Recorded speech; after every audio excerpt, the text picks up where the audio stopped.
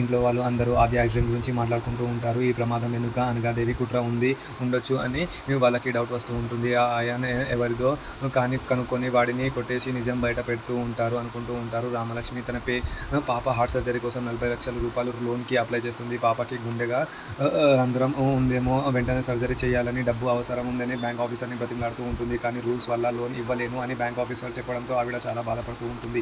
రామలక్ష్మి తన జాబ్కి విఆర్ఎస్ తీసుకున్న దొరికే డబ్బుతో సర్జరీ చేద్దామని చూస్తూ ఉంటుంది. కానీ సర్వీస్ పీరియడ్ సరిపోయే వరకు వాళ్ళ విఆర్ఎస్ కూడా దొరకలేదు. తర్వాత ఒక ప్రైవేట్ ఫైనాన్షియర్ దగ్గరికి వెళ్తారు. వాళ్ళు ₹1 కోటి ప్రాపర్టీని తాకట్టు పెడితే ఈ డబ్బు ఇస్తామని కండిషన్ పెడుతూ ఉంటారు. ఆద్య ఖాళీగా ఇవాళ మంచం మీద చాలా బాధపడుతూ ఉంటుంది. పద్మ వచ్చి ఆద్యని మనస్కరిజం బాధపడితే మాటలు మాట్లాడుతూ ఉంటుంది. సిగ్గు లేకుండా డ్యాన్స్లని తిరుగుస్తావా, ఇప్పుడు కూర్చొని అందరితో సేవలు చేయించుకుంటావా అని తిడుతూ ఉంటుంది. పద్మ మాటలకి ఇంట్లో వాళ్ళు ఉన్న అందరు పెద్దవాళ్ళు గట్టిగా ఏడుస్తూ ఉంటారు. ఆద్య కుటుంబం వారసత్వం, ఆవిడ ఈ ఊరికి మంచి చేయాలని ప్రతిజ్ఞ చేస్తూ ఉంటుంది అని తనని సపోర్ట్ చేస్తూ ఉంటారు. పద్మ తన క్రూరమైన మాటలతో ఆద్య తల్లిని కూడా గుర్తించి బాధ పెట్టబెడుతూ ఉంటారు. మరి మొత్తంగా ఈ ఎపిసోడ్లో రామలక్ష్మి డబ్బు కోసం పడే కష్టాలు మరియు పద్మ ఆద్యని బాధ పెట్టే విధానం మరి నెక్స్ట్ ఎపిసోడ్లో చూద్దాం.